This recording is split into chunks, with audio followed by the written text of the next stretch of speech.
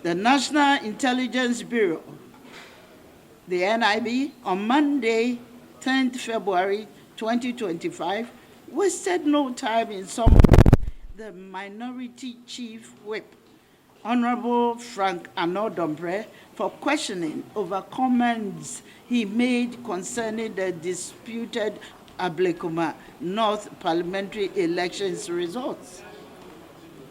His words, urging MPP supporters to protect their own, were swiftly deemed insightful and required interrogation at the highest level of the security apparatus.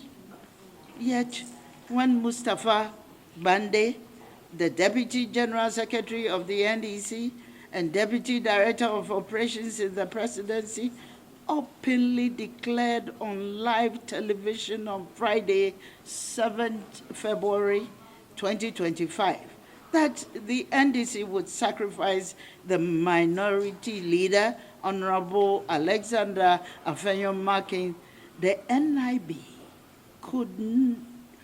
found no cause for alarm and did not summon him for questioning. Neither did they demand an explanation for such utterances. The NIB did not also find it necessary to investigate what was an explicit and direct threat to the life of Honorable Afenyo-Markin and a deliberate attempt to incite violence against him. Mr. Bande's comments were dangerous and a criminal incitement to harm the minority leader. It was a direct attack on his safety and an assault on the very principles of democracy and the rule of law. This glaring double standard exposes the dangerous path this country is heading down.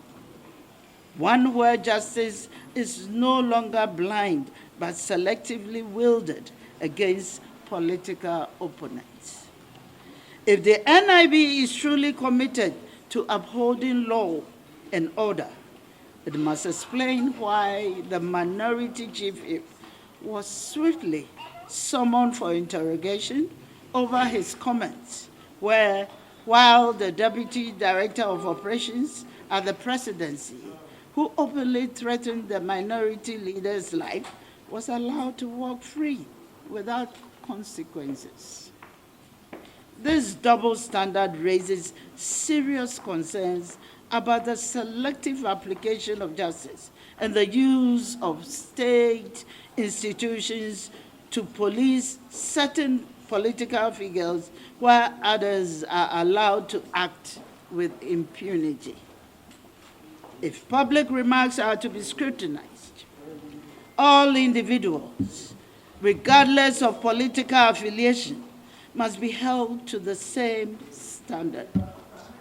The silence over Bande's threats, while Honorable Annoh-Dompreh is subjected to interrogation, suggests a politicization of security agencies and a dangerous precedent where loyalty rather than the rule of law dictates accountability.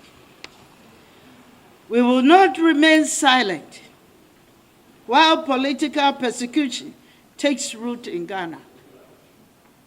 This country belongs to all of us, and no administration has the right to weaponize state institutions against its political opponents.